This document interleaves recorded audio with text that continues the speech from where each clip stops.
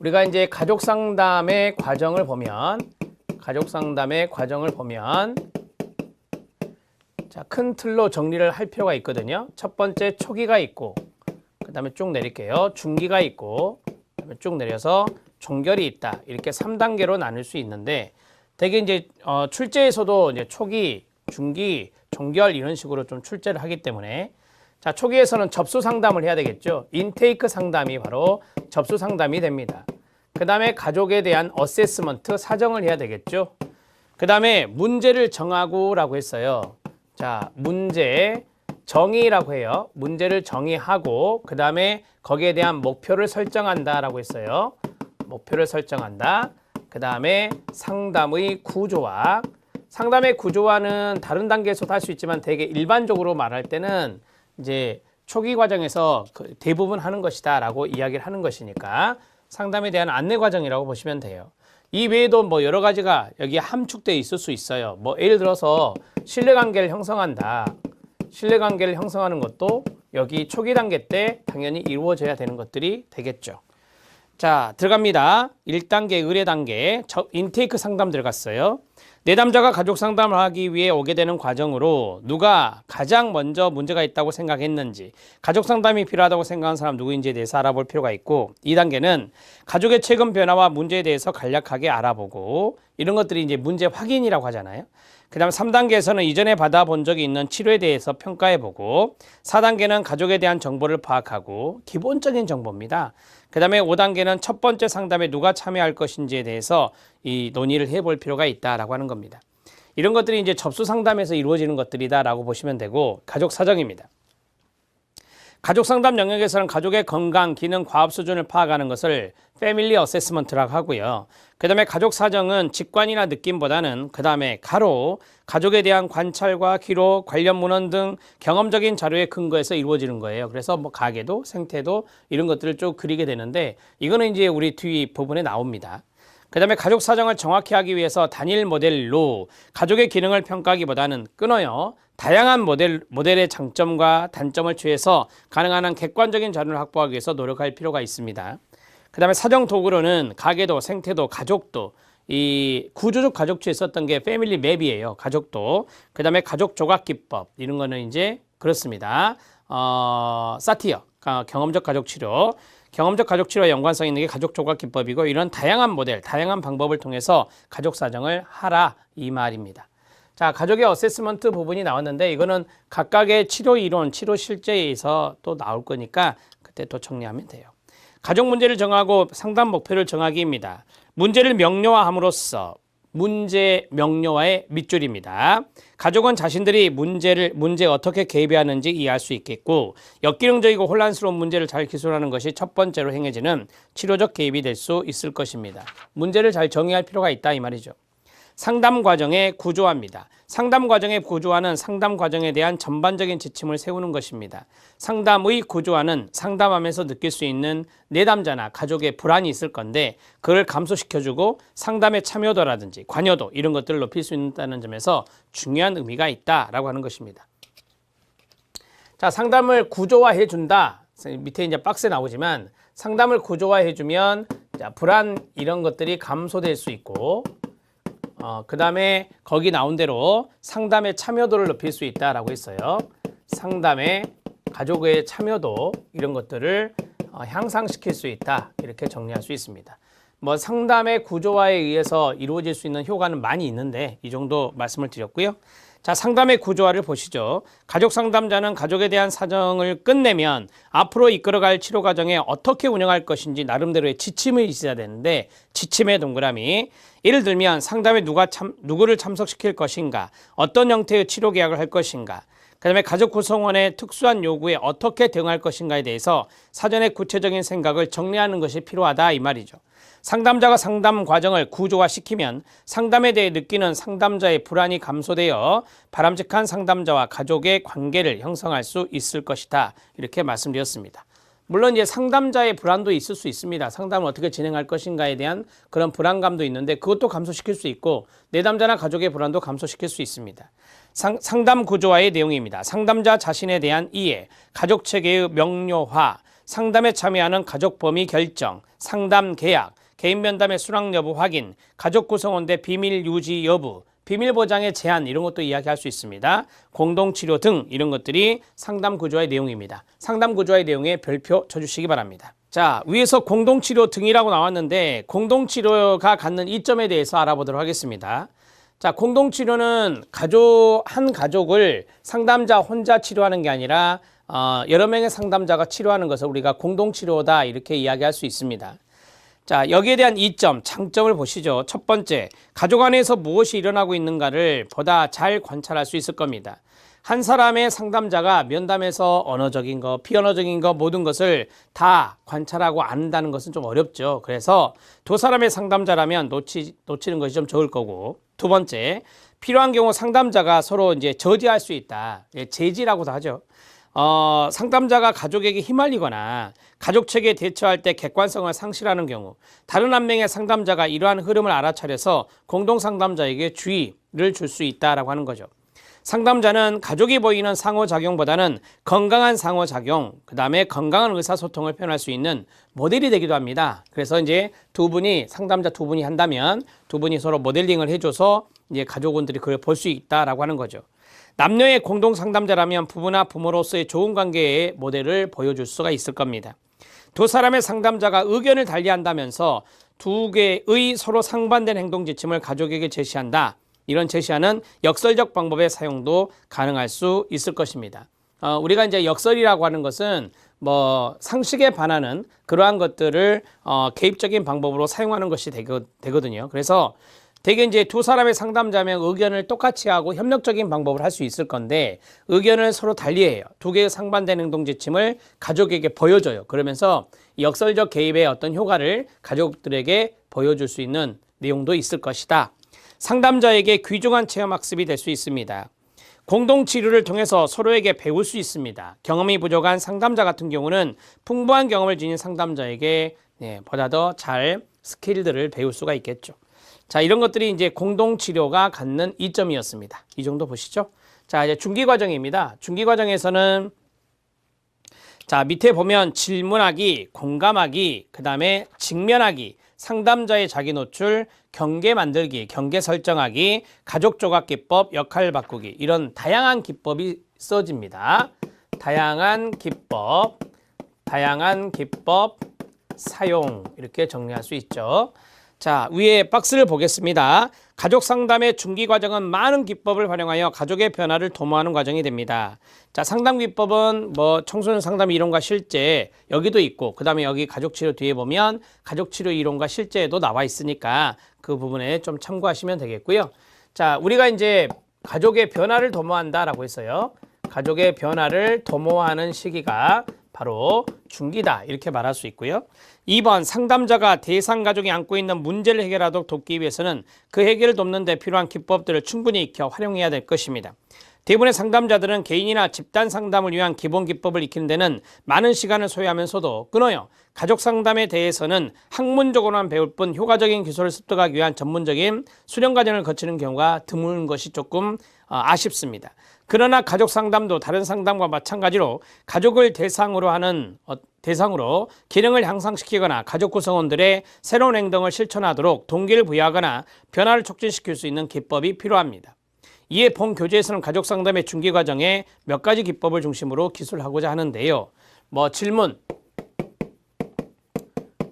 여러분들이 청소년 상담 이론과 실제에서 많이 배우셨잖아요. 공감, 그 다음에 직면, 그 다음에 상담자의 자기 노출, 상담자의 셀프 디스클로저, 자기 노출, 그 다음에 경계 설정, 경계 만들기라고 하는 것이 있어요. 구조적 가족치료에서 쓰는 거고요.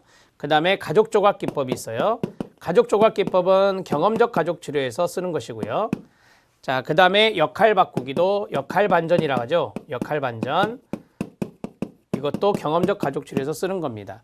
이 외에도 앞에서 말씀드렸던 역설적 지시라고 하는 거, 역설적 지시라고 하는 것도 있고, 역기능적인 균형 깨뜨리기, 과제 부여 이런 것들도 있고요. 많이 있습니다. 등등 여러 가지 기법을 사용한다. 이렇게 보시면 되겠습니다. 자, 그러면 앞으로 넘어가서 질문하기부터 차근차근 보겠습니다. 내담자의 생략된 부분 메우기가 있습니다. 상담자는 내담자들이 제대로 표현하지 못한 부분에 대해 잘 모르면서도 미루어 짐작하는 것은 매우 위험합니다. 문제의 핵심을 업어낼 수 있기 때문에 제대로 파악해야 됩니다. 겉 구조의 구체화되지 않은 동사와 형용사 등 수로의 한 가지 이상의 보충이 필요한지를 직관적으로 판단하고 필요한 경우 생략된 부분을 보충시킵니다. 그러니까 가족원들이 이야기한 것 중에 생략된 부분들을 듣고 파악해서 그 생략된 부분을 질문을 통해서 보충할 필요가 있다. 단정적 표현과 극단적 표현 다르기입니다. 내담자가 표현한 말의 겉구조만으로 단정 짓거나 극단적인 표현을 하는 경우 속구조를 알기 위해서 상담자는 어떻게 해서 그런 확신을 느꼈어요? 라고 이게 질문을 해서 조금 더 내용을 풍성하게 알 필요가 있다. 표현할 수 있게 해야 된다라고 하는 겁니다. 일반화 현상 다루기입니다. 내담자의 표현한 말의 겉구조에서 지칭 대상이 없거나 불확실한 단어나 불확실한 구절이 없는지 찾아내야 됩니다. 이런 것들을 이제 우리가 추상화한다, 일반화한다라고 하거든요. 그런 일반화하는 그러한 내용들, 현상도 다뤄줄 필요가 있습니다. 우리는 지금 질문 기법을 하고 있습니다. 오해할 수 있는 명사를 파악합니다. 내담자가 사용한 명사에 과장된 의미가 있는지를 검토할 필요가 있습니다. 이런 것들을 이제 질문을 통해서 계속해서 이야기를 듣고 이런 네 가지를 쭉 파악해야 된다라고 하는 거죠. 생략된 부분을 파악해라. 그 다음에 극단적이고 단정적인 표현, 이런 것들이 어떤 내용들이 더 있는지 질문을 통해서 알아내야 되고, 일반화 현상, 그 다음에 거기 나온 대로 오해할 수 있는 명사, 이런 것들이 가족원의 이야기에서 나온다면 질문을 통해서 그것들을 잘 파악해내야 된다는 거죠. 그 다음에 공감하기, 공감이란 상대방이 어떤 감정을 느끼고 있는지를 알아보고 그러한 감정을 내면할 수 있는 능력, 다 아시죠? 직면하기는 가족 성원들이 앞뒤가 맞지 않는 행동을 한다든지 아니면 말과 행동에 불일치, 모순이 나타난다든지 그럴 때 이제 충분히 신뢰관계가 형성된 다음에 이제 우리가 직면하는 것이다 라고 보시면 돼요. 자, 직면은 일관되지 않거나 불일치한 행동을 지적하고 교정할 수 있는 유용한 기술입니다. 불일치한 행동에 대한 책임을 부각시키고 결과적으로 이 집단 또는 가족을 활성화시킬 수가 있을 것입니다. 상담자와 가족과의 관계가 안정적 라포 형성이 충분히 된 경우 그럴 때 활용하는 것이 바람직하다고 배우셨죠? 자, 그 다음에 네 번째, 상담자의 자기 노출입니다. 상담자의 자기 노출은 가족이 상담자를 신뢰하고 수용할 경우에 가능하기 때문에 초기 단계에서 가족원 사이의 신뢰감과 응집성이 형성되지 않으면 자기 노출하기가 어렵습니다. 자, 경계 만들기, 경계 설정하기는 앞에서 제가 그림 그린 적이 있는데 밀착과 분리된 경계 가족이다. 그러면 분명한 경계로 만들어야 되겠죠? 밀착 분리된 가족의 경계를 분명한 경계 가족이 되도록 개입하는 겁니다. 그럼 밀착된 가족은 분리시키고 분리된 가족은 좀 친밀하게 하고 이런 것들이 바로 이제 좀 좋은 방법이 되겠죠. 가족 조각 기법은 가족 관계가 소원하고 가족이 서로 조망하는 시각 차이를 보일 경우 가족의 응집력을 강화하고 구성원의 개발을 촉진하기 위해서 쓰는 건데요. 가족 조각 기법은 뭐 스킬적인 부분이 있어요. 그건 뒤에서 배우실 거니까 그때 말씀을 드릴게요. 이 가족 조각 기법을 하고 나서 이제 다 의견을 나누는 시간이 있는데 이제 가족 조각을 한 상태에서 의견을 나눌 때 응집력 이런 것들을 좀 강화시킬 수 있는 그런 효과적인 기법이에요. 그 다음에 구성원의 개별화, 구성원의 어떤 다른 구성원들이 이 가족 구성원 그러니까 가족원들이 서로에 대한 생각을 잘 못하는 경우가 있잖아요. 그런데 이 가족 조각을 통해서 우리 아들이 그런 생각을 하고 있었구나, 내 아내가 그런 생각을 하고 있었구나, 이제 이런 것들을 알게 된다는 거죠. 그래서 그 부분에 대해서 이제 존중해주는 그러한 것들이 바로 개별화거든요. 그래서 구성원의 개별화 촉진을 위해서 필요하다라고 했습니다. 자, 그 다음에 역할 바꾸기입니다. 역할을 바꿔서 하는 거, 역할 반전이라 하죠. 가족 구성원에 대한 공감도를 높일 수 있는 거죠. 새로운 역할을 연습시키기 위해서 시도할 수가 있습니다. 자, 뭐 이 정도 하시고요. 그 다음에 뭐 여기 나머지 것들 있잖아요. 역설적 지시라든지 그런 것들은 뭐 뒤에 또 나오니까 그때 보시면 충분합니다. 정말 많은 기법이 있습니다. 우리가 이제 출제된 것들을 보면 대부분이 치료 이론 있잖아요. 어떤 무슨 치료, 무슨 모델 이렇게 나오고 그 다음에 거기에 해당되는 치료 기법이 많이 있는데 그것들을 연결하는 것이나 거기에 대한 개념이나 이런 것들이 정말 많이 나옵니다. 사례도 나오지만. 자, 마지막 종결 과정이 있습니다. 종결 과정은 이제 헤어짐의 시간이라고 보시면 되는데 자, 거기 보시면 상담을 종결하는 과정은 다양하게 이루어질 수 있으나 대체로 도입 단계, 요약 단계, 장기적 목표 나누기 단계, 추후 면담 단계 등의 순서대로 이루어진다 라고 되어 있습니다. 자, 도입 단계, 요약 단계, 장기적 목표 설정 단계, 추후 면담 단계가 있는데 여기는 참고하셔도 돼요. 참고라고 쓰세요. 자, 도입 단계, 상담자가 왜 종결의 문제를 꺼냈는지를 설명하고요. 이는 상담이 시작되었을 때 기대했던 것이 달성되었기 때문일 수도 있죠. 자, 그 다음에 예정된 면담 횟수가 다 되었거나 진전이 전혀 없기 때문일 수도 있어요. 그러니까 여러 케이스가 있는 거예요. 목표가 달성됐을 때 종결 이야기를 꺼낼 수 있는 거고, 자, 계약 기간이 다 돼가요. 그러면 꺼낼 수 있는 거고, 그 다음에 뭐 목표가 전혀 달성되기가 어렵다라고 하는, 불가능하다라고 하는 판단이 섰을 때, 더 이상 효과가 없다라고 판단 섰을 때가 또 이야기할 수 있는 거잖아요, 종결을. 자, 요약 단계, 면담 중에 일어난 것들을 정리합니다. 정리의 동그라미. 상담에 관여된 모든 사람들에게 성취된 변화, 가족 현상을 되돌아볼 기회를 주는 거예요. 그래서 이제 요약을 해주는 것이죠. 장기적 목표 설정 단계입니다. 목표 도달의 여부를 가족이 어떻게 생각하는지를 서로 나눠야 되고, 상담은 계속 지속되는 과정으로 가족의 성장과 발전의 한 부분이 됩니다. 따라서 가족이 앞으로 직면할지 모르는 어려움을 예상해 보고 가족의 능력과 심리적 자원으로 그와 같은 곤란을 극복할 수 있는지 그런 이야기를 나누는 게 중요하다 이 말이에요. 그러니까 헤어지고 나서도 이런 것들을 잘 극복해낼 수 있는지 그런 것들에 대해서 이야기를 나눈다라고 하는 겁니다. 자, 추후 면담입니다. 우리가 보통 이제 공식적인 종결 과정이 끝나면 그 다음에 이제 비공식적으로 추후 면담을 해드리는 과정이 있는데요. 상담 효과의 지속성을 확인할 수 있는 과정입니다. 상담 효과가 잘 이루어지고 있는지 그런 것들을 추후 면담을 통해서 알 수 있고요. 대체로 가족은 계속하여 치료 면담에 참가할 것을 꺼려 하면서도 종결 시점에서는 상황과 가족의 장래를 낙관적으로 보고자 하는데, 그 이유는 가족을 변화시킬 수 있는 유일한 수단이 가족 상담만이 아니라고 생각하기 때문이랍니다.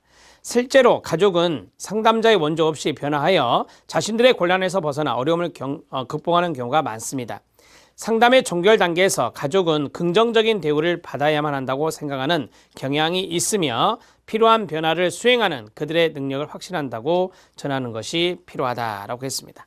뭐 추후 면담에서 우리가 이제 알 필요가 있는 것은 1번 정도예요. 뭐 지속성이 쭉 효과가 나타나고 있는가 그런 거 확인하는 것이 바로 공식적인 종결 단계 마지막 종결하고 나서 그 다음에 비공식적으로 도와주는 팔로우업이라고 하잖아요. 추후 상담 단계가 되겠습니다. 자, 여기서 이제 중요한 것은 2번이에요. 2번의 별표. 상담 종결 시 다뤄야 될 과제가 있어요. 첫 번째가 뭐냐면 양가 감정 해소예요. 서로 상충되는 감정이 있을 건데 그러한 상충되는 감정을 해소해 줄 필요가 있다. 이거를 이제 가족원의 감정 다루기라고 해요. 가족원의 감정을 다루어 줄 필요가 있다. 자, 종결 단계 때 상당히 이제 서로 충돌되는 감정이 있을 거예요. 이제 불안한 부분도 있고, 이제 상담이 종결되니까 불안한 부분도 있고, 자신감도 있고, 이런 것들이 여기에 들어가겠죠. 그 다음에 두 번째는 상담 효과를 검토합니다. 이게 평가라고 하죠. 평가해야 돼요. 효과성 평가라고 하는 것을 할 수 있어요. 처음에 잡았던 목표를 달성했는지 안 했는지 그런 효과성 평가 등을 해볼 필요가 있다. 그 다음에 미해결된 과제가 있을 수도 있죠. 자, 미해결된 과제, 미해결 과제 다루기. 자, 미해결된 과제는 처음부터 다시 이제 초기로 들어간다는 게 아니라 거기에 대해서 미해결 과제가 어떤 것들이 있는지 거기에 대해서 논의를 해 본다라고 하는 것이에요. 자, 보세요. 상담자는 어떤 점이 미진하고 후회가 되는지 알아보고 미흡한 것이라도 불안한 상태를 공감해 줍니다. 지금으로서는 충분히 다룰 수 없음을 이해시키는 게 좋습니다. 왜? 종결 단계니까. 경우에 따라 다뤄야 될 상태라고 판단된다면 전체 상담이 종결된 후에 끊어요. 개별적 상담을 권하거나 다른 상담자에게 의뢰하는 것도 필요할 것입니다. 자, 여기서 자연스럽게 의뢰라는 단어가 나왔어요. 자, 예를 들어서 목표가 달성되지 않았다 그러면 다른 기관에 다른 상담자에게 레퍼할 수 있겠죠. 자, 그 다음에 피드백 주고받기가 있습니다. 피드백 주고받기.